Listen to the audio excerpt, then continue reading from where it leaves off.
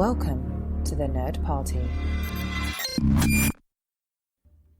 Want to be part of the Nerd Party community? Don't forget to like our Facebook page at www.facebook.com/thenerdparty and follow us on Twitter at JoinNerdParty. You can also help us by leaving a rating and comment in Apple Podcasts to help spread Time and Space to other listeners. If you want to contact us, visit thenerdparty.com/contact and leave a comment for us there.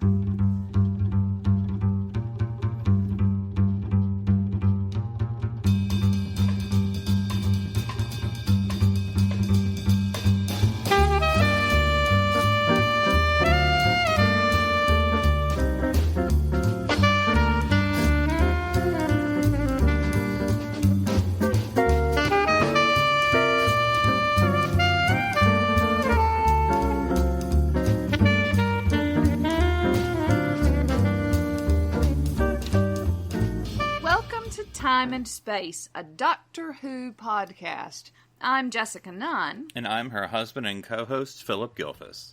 Happy September! So what are we talking about? Well, it's the 9th month. So we're talking about, let me guess, Christopher Eccleston and his one series of Doctor Who. Well, you'd be almost right. We are certainly going to talk about the 9th Doctor. However, there are two of them. What? I know, it's crazy talk. But before Christopher Eccleston, there was Richard E. Grant, also the 9th Doctor. So it is not just the first Doctor who gets reincarnated as the first Doctor, and sometimes we never mention it again. It's all very exciting, and I'll be honest, I don't know what numbers we're up to now. I don't know. Jodie Whittaker is like the 78th Doctor, officially, perhaps? All right, we'll also be talking about, in our Inside the TARDIS Library segment, the BBC docudrama A Royal Scandal, starring Richard E. Grant, the 9th Doctor himself, as the Prince of Wales. And the King of England. Exactly. Spoilers. Hashtag spoilers. I mean, the movie came out when? The movie's old. The movie came out in 1997. I feel like we're good. And the incident happened 200 plus years ago. And the incident happened 200 years ago. And it's generally understood that the Crown Prince, the Prince of Wales, eventually does become King of England. Tell that to Prince Arthur. Exactly. Okay. Yeah, poor Prince Arthur. Still. Yep. Never mind. Right. So, we are talking this week about Richard E. Grant and Scream of the Shalka. This is the animated Doctor Who, which, is different, but it also came on a unique platform. The interwebs. Oh, yes, of course. Yes. Are we going to talk about the nascent interwebs during this time? Yes, this was sort of an interesting thing. This is the thing I like about Doctor Who Universe. You think it's just a bunch of numbered doctors and you're good to go. But no. There's so many hidden corners to this fandom. There really are. I think that's been a real delight, is discovering all the hidden corners and... yeah, the nooks and or the crannies. Yeah, so we did watch it on DVD, but of course it originally was premiered in November and December of 2003 as a webcast on what was then called that week. Yes. BBCi, the BBC website.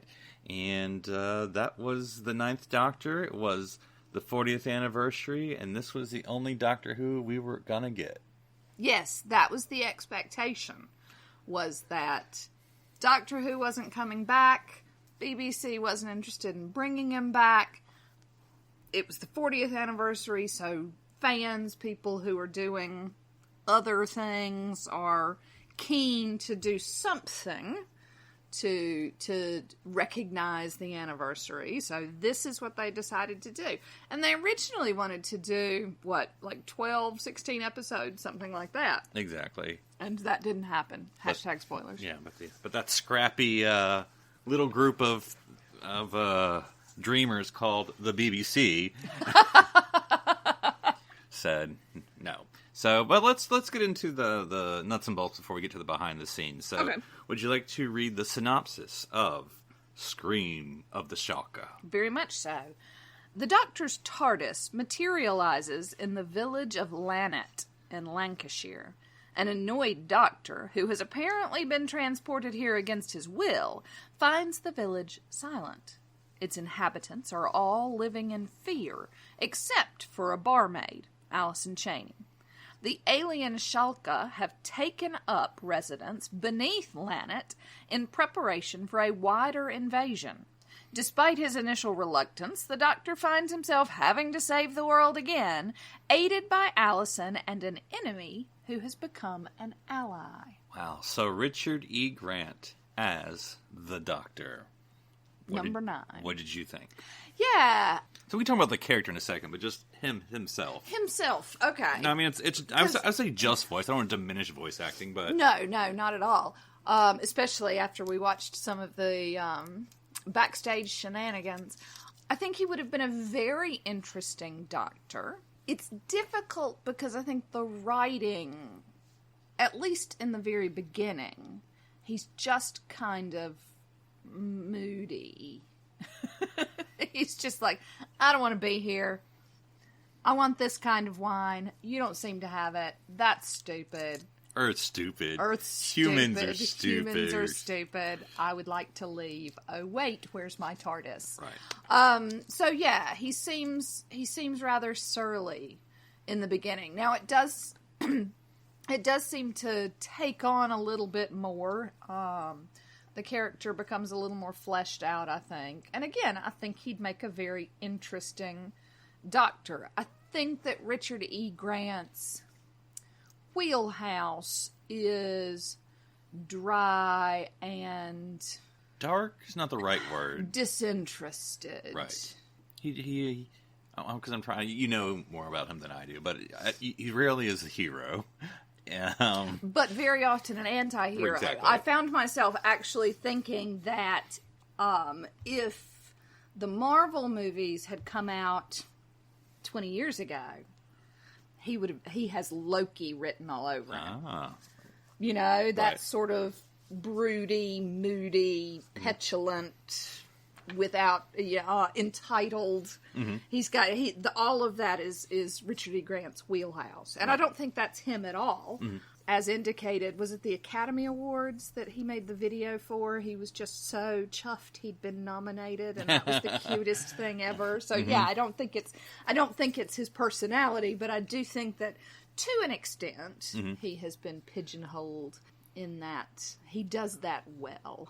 And the interesting thing about this animation, and I don't know, I'm always forgiving of animation. So yes, it's a little odd looking, but whatever. It's what the BBC could do in this time and in that era with that technology. So I have no problem with the animation. I can go past it. But I thought it was interesting that the animators, whether lack of imagination or to make it easier for the characters, it could be either one, decided to stick to animating most of the actors as they look.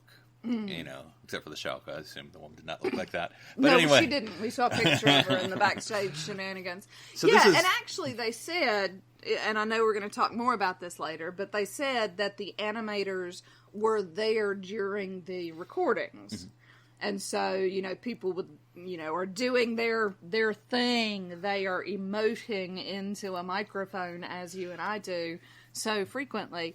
And they'd look out of the corner of their eye and some guy's just sitting there sketching them, which has got to be a little disconcerting. And it's got to be quite difficult to tamp down the urge to say things like, draw me like one of your French girls. Which is what I would do.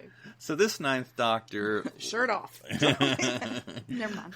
Looks Richard E. Grant-esque-ish. Yeah. He is very... And this is word... I mean, I was thinking this anyway before I saw it on the behind the scenes, but he does look very vampiric. Yes. As this Doctor. And older. Yes. And he's sort of... I don't know how to describe the dress, but, it suggests the Dracula... Not 100%, but, there is a cape at some point, I think. Yeah. But, I mean, that's not again, completely out of the realm of Doctor Who possibility. See John Pertwee. I was going to say it is third Doctor-esque. Not as colorful, but sort of in that cut. But yes, I mean, just generally quite dark. Mm-hmm. And maybe that's purposeful, because one thing, and we'll get into this eventually, but like, there suggests a backstory, which is, a good way to introduce a new Doctor. Sort of like the Eccleston Ninth Doctor, which I from now on will always have to make that distinction. Yeah. That, with the Time War. But with this Doctor, with the Grant Doctor, there's maybe a suggestion of, and I'm reading into this, so this is not necessarily 100% what was there, but what I'm reading into it is that there was a past companion who he lost. Yes, because he seems to be like a reference to. Well, and I'll be honest, I wasn't sure, and so it didn't come back to it. But I almost got the impression that they'd done this before, this entire experience with Allison, with this particular town, and it had failed. That was what was in my mind. Yeah. And so that he had lost Allison at some point. And again, as you say, there's no necessary indication of this.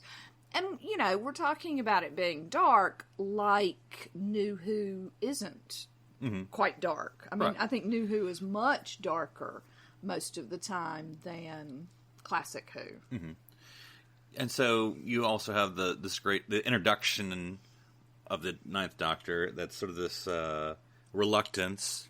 And it's interesting because, again, there's no explanation, which is fine, because I think, of course, had there been more. But anyway, I don't want to be here. But, like, who's sending him? Is it... Because for a long time, my first interpretation is that he was talking about the TARDIS itself. Yes. Or herself, I suppose, as it genders. Because that's generally hinted at in New Who, that the TARDIS sends you where you need to go. Doing some other research for this, little research I ever do, but some thought maybe he's on a mission by the Time Lords. Well, and that, the further into it that this got, it did sound like, and then that someone outside the TARDIS had sent him, and that the obvious assumption is the Time Lords, because they did that sort of thing, particularly in Classic Who, so... But all that suggests us to the actual character and personality of the Ninth Doctor. They mentioned in some of the background we watched that one of the producers suggested, it's very, beginner's level suggestion, but nevertheless, there's a reason why, that this Doctor should have a journey as a character in this episode, which is, sometimes happens, sometimes doesn't in Classic Who. But anyway, so that we have this dark introduction, so at the end... We do have a Doctor who's more in his skin, ride 'em cowboy or whatever he says, ride 'em big one, or yelling at the top of his lungs or whatever, starting to see that Life humor. Life is a cabaret. Exactly. Practicing his singing and all that. And so you sort of see him stretch those proverbial legs and inhabit that character a little bit more by the end of it. And, now accepting a companion and looking forward to... And I agree with all of that. I just don't think...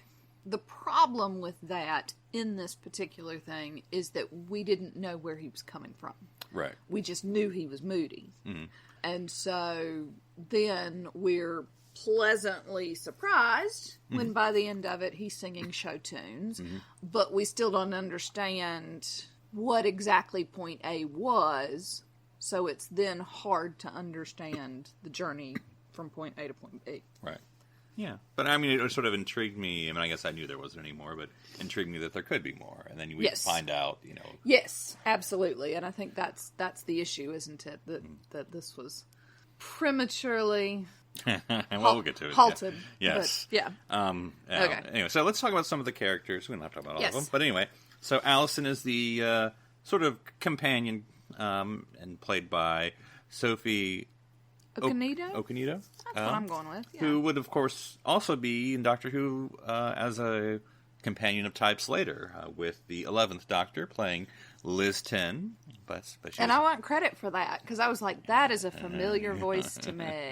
The cartoon I don't recognize, but it's a familiar voice. And then, of course, seeing her later in the backstage shenanigans, she's so much, or probably not so much younger. I mean, she's a It's been 20 years. Several years, but from the time she played Liz 15 years, maybe 10 years. Yeah, something like that. I mean, I wouldn't even go that far because that's, 2003. But anyway. Yes. Anyway, she was younger than I was expecting, I guess. Yeah. So, but yeah, I thought she was, she definitely brought a lot to the companion, Allison, I thought was interesting. She had given up studying, what was it, literature or history? History, yes. To be with a boy. Oh, yeah. isn't that always the tale? But I had a little bit of a problem with that because he was clearly a doctor. Yes. And so he wanted her to give up her college education. Maybe to move there. I don't know. I guess that they didn't seem very happy. Absolutely. But I bumped on that a little bit because that doesn't seem like someone who has that much education is not then going to be like, hey, I love you, stop getting education and work in a bar. Right. And I'm going to be satisfied with that. Mm-hmm. It's not like they were engaged either. So, I mean, I know relationships can be different and don't necessarily have to lead to marriage, but it was like also like, I moved to my, I had to give it up because of him. Why? Yeah. How much love was there? Not much by the end of it. Yeah. I did. I mean, you sort of often get the New Who trope of the companion having to leave their family or boyfriend or wedding to join the doctor. Whereas this one, she's like at the beginning, like, I'm really not happy or committed to this. So if I leave, it's not a deal breaker. No one's going to get hurt. It's fine. Yeah. She says goodbye to him, but she doesn't really care. Whatever. Yeah. And it is this sort of moment of, I'm going to go traveling with the doctor. And then he's going to drop me off at my mom's. And then the doctor's like, yeah, she might even already be there. Why don't you call her mom and find out? And then she wasn't. Yeah, that was a weird moment because it seemed to me what I got from it, and that's just me, is that she died or something. Oh, because it's almost like, because if she comes back, then she'll be there. But she didn't answer, and there's something like, I guess we know how it turns out. She could come back, she might have showed up right after he got off the phone. Yeah. I did find it interesting that he did call. Yeah. Which suggested, we'll pick this up when I get back, kind of thing. I don't know. I don't know. And it was a little off. But, I have a lot of questions. Yeah, but she was fairly, considering, I don't know if they answered why she was chosen by the Shalka. I don't need to. Just because she's the main character, it works for me. But, to have the worm in her head? Yeah. Because also, why was she the only one who saw the Shalka? Because no one would see them. But the companions, it's very New Who. Yeah. It's very New Who. They're always special. Oh, we're going to find out what makes true. this one special later on. That's right. Always a mystery. Yeah. So, but she's... Although, to be honest, very 8th Doctor Big Finish. That's true. As well, I think. Mm-hmm. Yeah. She definitely, with all the craziness, she was still more than capable and was certainly the one with the bravest of her village and all that. So, yeah, I thought she would have been an interesting companion to follow. And I guess, as far as I know, that really now the real first black companion. So, yeah. So, sorry, Martha. Now you're the second. But, anyway. So, next, we have a very curious character. Yes. Who actually came across as the 9th Doctor's actual companion before Allison came along. Yeah. And that's the Master. Yep. Now, they said his name in the backstage shenanigans, and I was like, oh, that's how you pronounce it. I'll remember it. And I did not. Yes, played by Derek Jacobi, who also played the Master in Doctor Who. So he played the Master before he played the Master. Okay. Which automatically makes it canon? I guess. Because then I have to wonder, and maybe this has already been discussed, but I'm like, did Russell... Is that why... I mean, it's Derek Jacobi. I think you just cast Derek Jacobi if you can cast Derek Jacobi. If he rocks up and is like, I can do it, you're like, okay, no matter what the part is. But it was just for a 2-episode run, or 2-parted as the Professor Yanni or whatever he was called, and then the Master. But I mean, was that sort of like, we want to bring the Master back, let's cast the last guy who technically played the Master? Yeah. Yeah, and that's the thing. I mean, aside from the fact that this is technically non-canon or whatever, sort of played the Master, because the Master in this is definitely not actually the Master. Right. He's Robo Master. Yep. Definitely a robot. Where's the story? I mean, I guess the story is the Doctor built him, but that's a story in and of itself. Yes, and it also seems to have some of the Master's soul or something, because the Master programs. Because the android, the Master, is like, "I'll get you, my pretty." He's still quite nefarious. And then the Doctor shows up, and he's like, "I'll get you some tea." I mean, yeah. Also, so that's a story that needed more explanation, and probably would have gotten it. And I don't know, maybe if it weren't for that pesky BBC. Maybe I read way too much into it, but there was a part when I think the Doctor was calling the TARDIS, and if I remember this correctly, and the Robo Master was there at the TARDIS, and so the voicemail picks up, and it's the message that the Doctor has on his phone, and it sounds like, and I don't know, that he's basically sort of having a tickle fight or something with the Master, because he's laughing a lot, and I'm like, I'm starting to read probably too much into this relationship that I should, but it's a direction they seem to be going in. Yeah, okay. What did we build this robot for exactly? I think it has to be. Sorry, all sorts of things went into my head. It doesn't bear. And then the Doctor just has this weird thing about the Master he's been harboring the whole time, which maybe explains a whole lot. But anyway. Yeah. And then, because then... Shield brothers. Because then this sort of... Achilles style. This thought of having... Because, I mean, stuff that we've explored previously with Richard talking about in his video that we talked about last month with the 8th Doctor, about people imagining this whole different idea of the Doctor and Master being... brothers, which has been talked about before, potentially with the 3rd Doctor and all that. But anyway, now again exploring this sort of that they belong together, traveling. The Master literally as the companion, which is not always been. And then you sort of have all the way up to the 12th Doctor with Missy playing his. I mean, companion may be the wrong word, but traveling together, albeit briefly. So it sort of seems this push to, even though it's supposed to be the villain, comes full circle to just be a fellow companion. Yeah, and it's clear, at least in New Who, I would say almost throughout, that there's a tremendous amount of history between the Master and the Doctor that we've only gotten glimpses of. So, schoolmates, right, brothers, shield brother, whatever that history is, there's something. We just haven't gotten all the details. And I think, the nice thing about that is that it leaves it open for other iterations to fill in some blanks, and that's always fun. I just thought it was interesting, though, that the Master seemed to be the comic relief. Like, he, from an American perspective, he's like the English butler, making snide remarks. Alfred. Or even on Fresh Prince. Right. Speaking of Doctor Who people, or the nanny, I know. It's an American trope of having the English butler, Mr. Belvedere. Yes, exactly. It's such and people who don't know that if this is an American sitcom trope, mostly in the 80s and early 90s, of having the British butler or whatever who's there just to make snide remarks.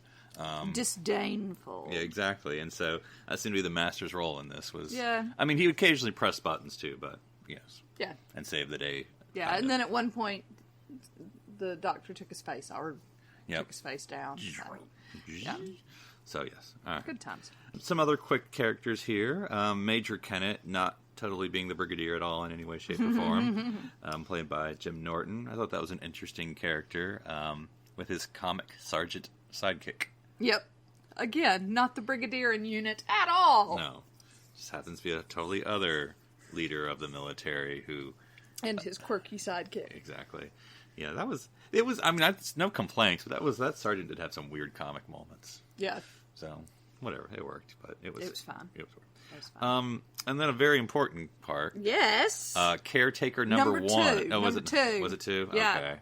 Because they'd already cast Caretaker #1, and that was supposed to be Caretaker all by himself. Full stop. And then this particular person was also doing some work next door and was desperate to be on Doctor Who. Yes. And so they created the role of Caretaker #2, gave him about 3 lines, and they were admirably performed by David Tennant. Yes. So, yes.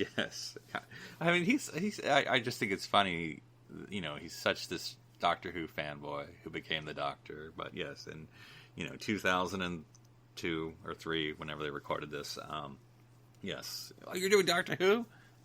I love Doctor Who. I've always wanted to be a doctor. Please, can I come record I will some be lines? Caretaker #1 if I can be in Doctor Who. #2. That's right. And then I can say, I've been in Doctor Who. Yep. Tick. Yep. And then I'm good to go. Going at the top of my CV, yo.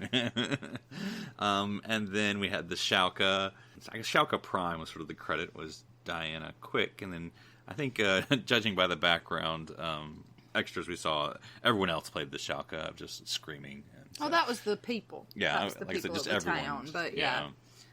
But they were the ones who were screaming as well, I guess. Yeah. So. Right. That was it wasn't overly so, but it was a very irritating villain. I'm like, please stop screaming. I'm good. Yeah. I'm good. Please stop screaming. Yeah. And to be fair, it's supposed to be, but please stop. Yeah, please stop. Right. So, 6 episodes? Oh, God. Okay. So, the actual story by Paul Cornell himself, Doctor Who writer of many a Doctor Who story, both book and episode. He's quirky, isn't he? He is Doctor Who-y. He is totally Doctor Who-y.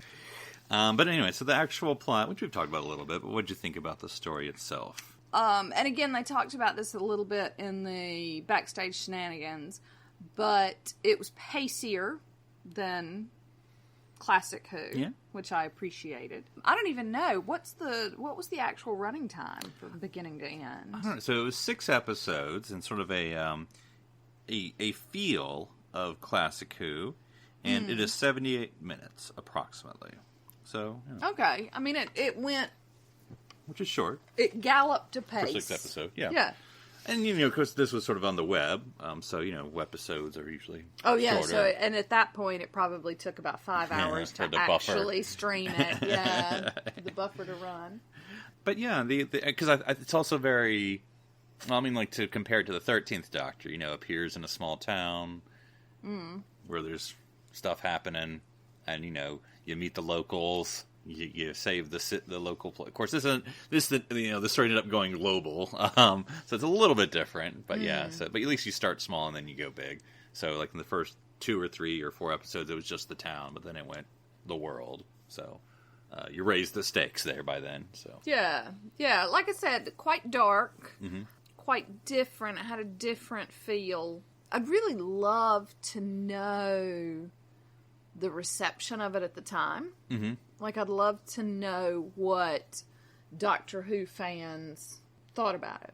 It's interesting because it seems like a lot of times when we listen or watch or whatever to these things, and usually we're listening to Doctor Who fans react, and so, I don't know what the or the casual fan, usually it's the diehards we're getting back, but the response often seems to be like, it's not perfect, but it's Doctor Who, so we are here for it. Yeah. I mean, I'm sort of assuming that the casual fan wasn't exposed to it. Right.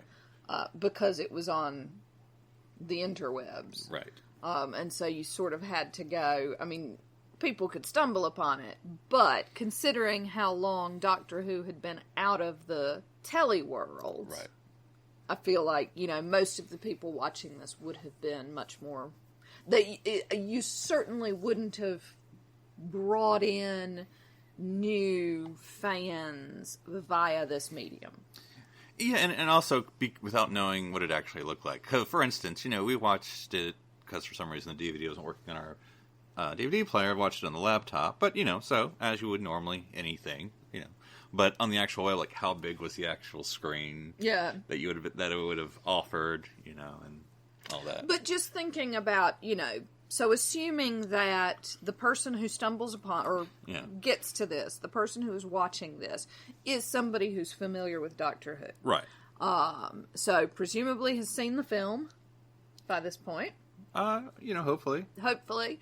And has seen classic film, classic Who. Yeah. At least Sylvester McCoy. Right. And so going from Sylvester McCoy to potentially Paul McGann, presumably Paul McGann, then to this, I just wonder. And to me, it's interesting that they did go with the Ninth Doctor because, they didn't, and no reason to have, but they could have just said, like, oh, Eighth Doctor, that doesn't count. We're just going to make him the Eighth Doctor, Or they could have gone with Paul McGann. Yeah. So, but it's interesting that they just wanted a new Doctor, and Doctor Who's coming back in web form. They were like, right, should we go with Withnail or I? And ultimately they decided with Withnail instead of I. There you go. These things happen. So, one thing I was thinking of when it first started, because I think I grew on this. I wasn't hating it by any means when it started, but I was like, okay, well, that's different. I'll go with it. But at the beginning, I was like, well, is this just Big Finish with pictures? Because it did seem like a lot of audio stuff. I was like, I could probably just close my eyes and just be a Big Finish convention. Yes, and then I extrapolated that to, or Big Finish could do a web series, an animated web series, because I did exactly the same thing in the opposite direction. I was like, why don't the Big Finish, because we talk about how one of the benefits of Big Finish is that they can have all of these crazy ideas that'd be really hard to stage or be really expensive to stage. They could totally do the animation. Mm-hmm. So, yeah, maybe that's the thing they need to, the next step for Big Finish is adding pictures. Makes it harder to listen to in the car. Right. But not impossible. Yes. Depending on how well you know your route. Well, once you get that Tesla and then you just set it to drive itself. But any other thoughts about the story itself before we go background or backstage shenanigans?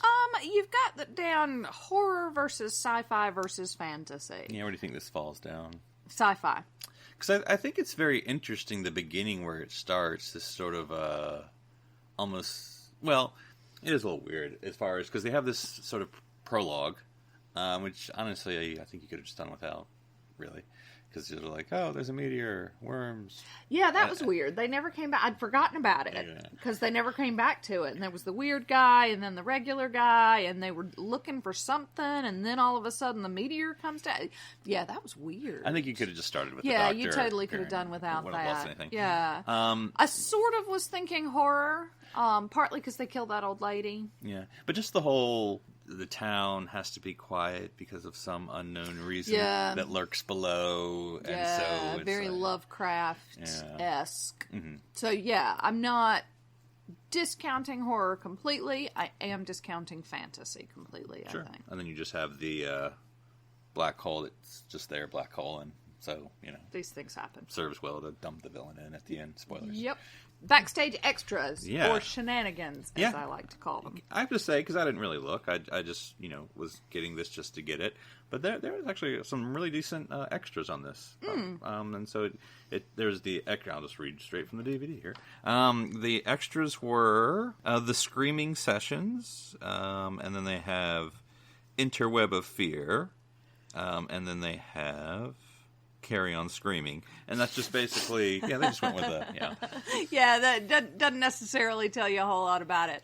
Although I have to be honest, I found the interweb stuff really interesting. Yeah, because I thought this is going to be the boring one talking about the evolution of BBC website. But yes, and the fact that BBC, they talked to the guy who invented iPlayer. Mm-hmm.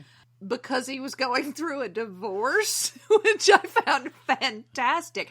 I'll be honest, when I went through a divorce, I just drank a lot. But whatevs. Different strokes for different folks. You could have invented the beer handle to put on your bottle. Yes. So. We totally have seen that they've done that. Anyway. But just the evolution, early on into the interwebs adventure, BBC went ahead and bought their domain and had two domains? Because they had BBC Worldwide and then the Beeb.com. Yeah. And bless. So anyway, they were sort of had their boots on the ground really early on, and then the evolution of it, and it kept changing names. So yeah, that was just really interesting. And of course, it's still very much, the iPlayer, and that's how you go on and watch BBC episodes that you missed. It's great. I love it. Also, the whole talk about how the BBC, or on the website, the cult site, which in America would not translate the same way, I don't think. But anyway, basically it's their nerd site was what I would call it. But where they just had, Buffy and Doctor Who and Blake Seven and Red Dwarf and blah, blah, blah, all the BBC offerings. And so I just thought that was interesting where that sort of nerd community, I'm calling it that, nerd community lived and thrived. And was very much a forum for people to talk about things until people got really nasty. Which, welcome. And thus the internet was born. Yeah. Which is a shame, because then they had to shut it down. Right. Or, well, I think they did. Russell was like, first things first, shut that down. Yeah, because people were being horrible to him. I don't blame him. No. Yes, unfortunately, as we all know, the nerd community can be very welcoming and open and all that thing, but it also has a little dark side, which can get pretty ugly pretty quick. And so, yeah. Yes. You just gotta have a way to filter that. But, yeah, so, there was the interweb background. Then there was sort of archive material of the recording session, so you got to see some of it live. Which, again, was fantastic with all of these people who were voicing different characters throughout the show, are then all in one booth, sort of moving around and screaming, and then they'd cut and tell them to scream a different way, and so they'd do that so they could layer them all on top of each other. I found that quite funny and cool. But I don't know what I always picture with a recording studio, but it just seemed like a room where they stuck a microphone in the ceiling. It wasn't really very... it seemed that way. It seemed boxy to me, but... Yeah. Insulated or whatever. Yeah. But then I also thought it was the first thing extra we watched was basically James Goss, I believe was his name, was one of the producers for this. And it was, he was very funny, the way he produced this documentary, but just talking about all the things leading up to the creation of the Scream of the Shalka, the casting. Let's talk about the casting, darling. Richard E. Grant was the more or less second choice. Who was the first choice to play the new recreated Ninth Doctor? Oh, I shudder to think. The first choice, because he'd expressed quite an interest in doing it, and then ultimately his schedule didn't work out. The first choice to play the first Ninth Doctor was Robbie Williams. And then, if we have any American viewers, want to explain why? I don't even know. What do you know Robbie Williams from? I mean, I know his reputation. I don't know the man. No, but I mean, like... He's a singer and a bit of a git. That's all I know. Yeah, I mean, I think he settled down. He eventually got married and had a baby. But, yeah, I don't know the American perspective because so much of Robbie Williams, for me, is very British. He was sort of in his heyday when I moved over, and then Take That got back together without him, and so... Then I learned all about Take That, and as a man band, and then as a boy band, and there was a documentary. So, yeah, all of my... So he's a singer, yes, in other words. Yeah, all my Robbie Williams knowledge is couched in living in Britain, so I have no idea what the American... Has he done any acting, or does he... I don't know that he's... Yeah, without doing any research, my knee-jerk reaction is no. I mean, unless you count music videos. But, yeah, I don't think so. Okay, well, that's something for you to... He did a duet with Kylie. Well, there you go. Who was also in Doctor Who. So there you go. Yeah, there's the connection. This was before Kylie's Doctor Who existence, but yeah. Yeah, I just thought it was very interesting that, you have these group of, because they're all BBC people, but these BBC people who try to get something together. They're all Doctor Who fans. It's the 40th. What are we doing? We're doing nothing. Okay, well, let's do something. Why not? It's 40th anniversary of Doctor Who. Come on now. And so they were like, let's, et cetera, et cetera. We finally get on let's do an animated, web version. It's crazy. Just might work. They like this whole, you can't do it because of the rights. They go through all the research. You get the, no, we can't do it with the rights. They do all the hard work, and it's like they get all this stuff together. They go through all these shenanigans and producers and publicists quitting, and they get this thing together, and it's halfway through. They're gonna get this thing done, and then it's, oh yeah, by the way, we're bringing back the TV show. Yeah. So this is not going to be a real big thing then, right? I mean, they're all happy, of course, that it was coming back to TV, but it's kind of like, you had told us that like a year ago. Yeah. We would have. Yeah, I think it was a bittersweet, but yeah, that was fun. Yeah. Because I'm sure it's one of those projects where, like, not that they're doing it as a lark, but just doing it as to celebrate Doctor Who. But then the more you get to it, like, oh, maybe this could be a thing. Oh, no, it's not at all ever going to be a thing. Yeah. After all of that, this idea, it's such a lovely, feels grassrootsy. This is a movement, ladies and gentlemen, a movement. And BBC's like, screech! You know how we all didn't care about Doctor Who and thought it was stupid? You've inspired us! You're welcome. Yeah, exactly. So, but it sounded like Russell T Davies was very lovely when he called. Billy Piper. Yes. Your Robbie Williams casting idea even inspired us. We're going with Billy Piper. Yeah, so it all seemed like they all had a good humor, and and I think some of their responses were, as far as the finished product, some things here and there, but they all, it was a labor of love, it seemed like, and so... Yes, and a compromise in a lot of places. It wasn't what they wanted, but they were still proud of what they'd done. Right, which I think is the history of Doctor Who. Yeah. Well, New Who as much, but, classic Who was sort of like, we did what we could do, and with what we had. Yeah, that's right. And it was good enough for us. Yeah. So, we won't... Well, I say we won't ever, but obviously we won't ever see more of this Ninth Doctor. Would you have liked to see more? Yeah, potentially. Doctor the Allison and Robomaster. Yeah, I'd love to know more. I mean, I thought Allison was really interesting. She would have made a really interesting companion. Extended companion. Not 100% sure about Richard E. Grant's Doctor. Sort of depends on, again, because the very character of this ennui-filled, moody bastard, no. Could they have expanded it and made it more interesting? Further down the line? Absolutely. So that would have been worth looking out for, perhaps. So yeah, no, I would definitely recommend this to folks, to tell you the truth. Like, I mean, because a lot of think like, oh, they made a cartoon Doctor Who before it came back, whatever, it exists, and so we trudge because we're those people and we watch it. But I was like, nah, this is, Yeah. I would recommend this to a Doctor Who fan. Absolutely. Yeah. So, yeah.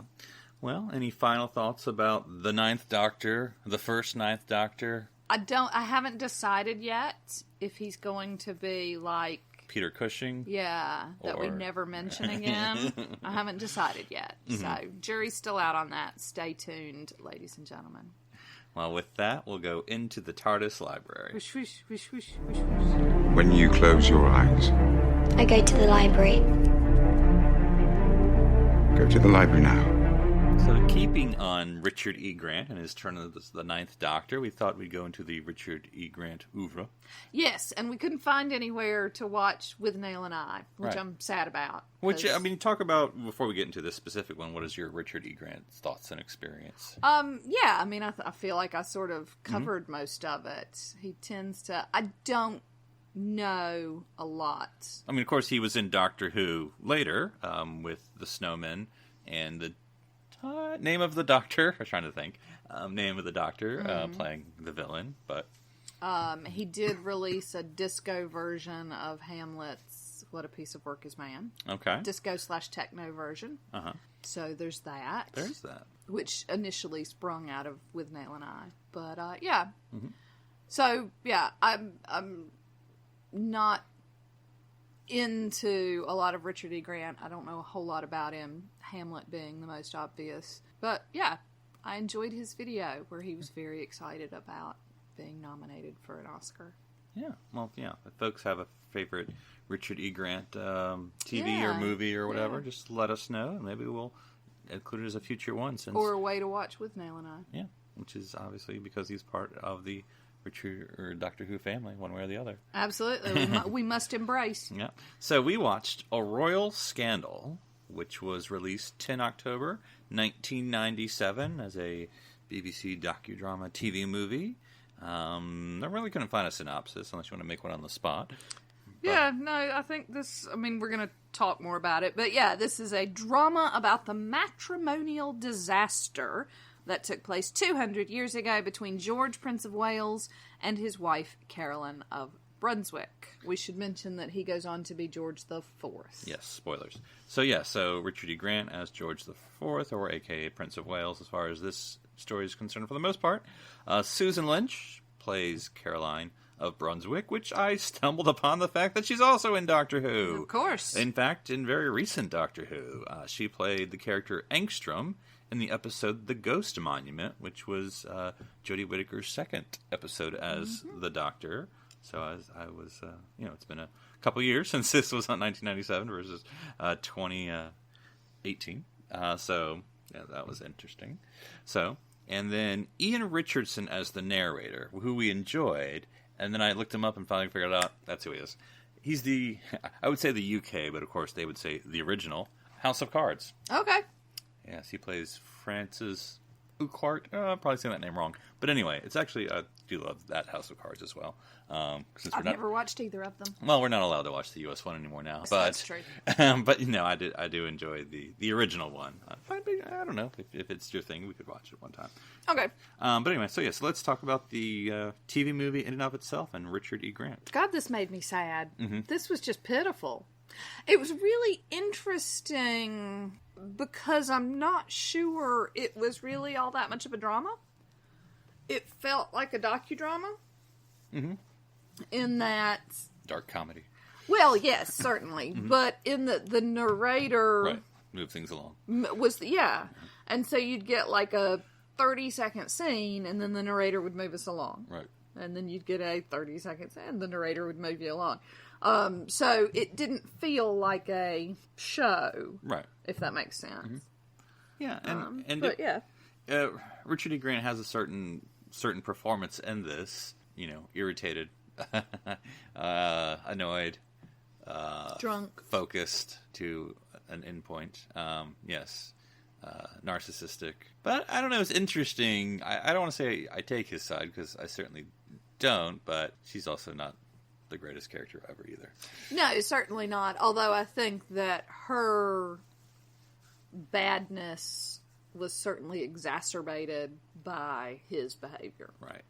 So the worst of both worlds. Yes. It was, God, that was depressing. It reminded, whatever, the history of the monarchy, very little bit reminded me of Catherine of Aragon with the whole trial and and this whole status of the queen but not the queen, and you got to fight for your right to party to queen. Oh, to queen. No. You're right. Exactly. You're right. Yeah, I can see that, and of course, a little bit Anne of Cleves, set her aside as soon as she rocks up, kind of thing. Well, if you have to be smashed to say I do, that's probably not a great sign. Yeah, but I suspect it happened more often than not with political marriages. But again, he had married somebody 10 years before. That was a thing that happened. Secretly and against the law. Secretly and against the law. Married her, set her aside, was having an affair, married Caroline, continued having the affair. After the baby was born, they separate. He goes back to his first wife, who lets him. And then he sets her aside again. He just, And then there's also quite dreadful. And one of the only reasons that he married this woman was for money so he could pay off his creditors because he was really bad with money as well. I mean, he was really good about spending it. Yeah. A bit of a dandy. Yeah. I mean, that's period. Yeah. And he was also, because it was also shades of the abdication. That former David and his wife, the American divorcee. That's not her name, but it's just so easier to say that. But anyway, as far as traveling Wallace the world. Simpson. Yeah, traveling the was her name, world, yeah. you know, having parties, enjoying life, and all Yeah. that. While in this dubious status of whatever. Indeed. Hanging out with Nazis. Yes, exactly. So, yeah, Although, to be fair, George IV, North Carolina, neither of them hung out with Nazis. as far as we know. Yeah. It was sad, though. He apparently knocked her up on their wedding night kind of thing and never touched her again. Thought of England. Thought of England. Everybody thought of, she might not have. Whatever. Mm-hmm. And, yeah, and then... Charlotte was born. Yes, Charlotte was born, and then she died when she was like 19. She'd just gotten married. And having a child. And died in childbirth, yeah, so... Not great for the Hanoverians on the most part. No. After George IV's death, his brother takes over. And then after that... Victoria. Yeah. So, the Georges don't generally do Yeah, great. and they didn't strike me as a particularly strong genetic line. No. So Those mixing things up a little bit with Victoria might not have been a bad thing. Right. She seemed quite healthy. Yes. So. And quite fecund. Mm-hmm. I did think it was interesting in the movie, even though it's a TV movie, they control the cast. Because it's a lot of off-screen. In fact, they never show the king, which I think is hilarious. Because you would think, like, oh, who's playing George III? You know, George III, pretty big figure. I wonder who's like, no one is the answer. And so, which I think is cool. I think it makes it almost a little theater-y-esque. Yeah, but again, there was not a whole lot of action that we see. The narrator tells us this story, and the actors illustrate it in places. And then... Yeah, Grant just looks like he's constipated. I mean, that's the role, I guess, but that's what he looks like the whole time. But it's a very interesting role to kind of play around with and just be this crazy weirdo person. But, cool. Yeah. Any other final thoughts about A Royal Scandal with the Ninth Doctor himself? By all means, look up the story. It's fascinating. Yes, we've watched it on the Prime. So, what are we talking about next week, darling? Well, we are going to stick with the Ninth Doctor. Oh, is it still September? Because it's still September. Yep. And we're going to pick out what we think individually. We will not discuss this at any point. You know, as soon as the microphone's turned off, we go to our separate rooms and don't speak again. Exactly. Pick sort of our favorite / most notable Ninth Doctor episodes. The pool is shallow. Right. But, much like some certain gene pools. Much like certain... I like the way you brought that full circle. Thank you, darling. So, yeah, we're going to pick out and dissect a little bit of Eccleston. Yeah. Which I'm excited about. The second Ninth Doctor. The second Ninth Doctor. Who also gets some discussion in the Doctor Who circles. Doctor the Second Of Ninth. who? Duke of Eccleston. Duke of Eccleston. That's our plan. Exactly. All right. Well, thanks as always to Wally and the Sononauts for providing us with their jazz Doctor Who theme tune. So until next week, enjoy the Doctor's many adventures throughout time and space.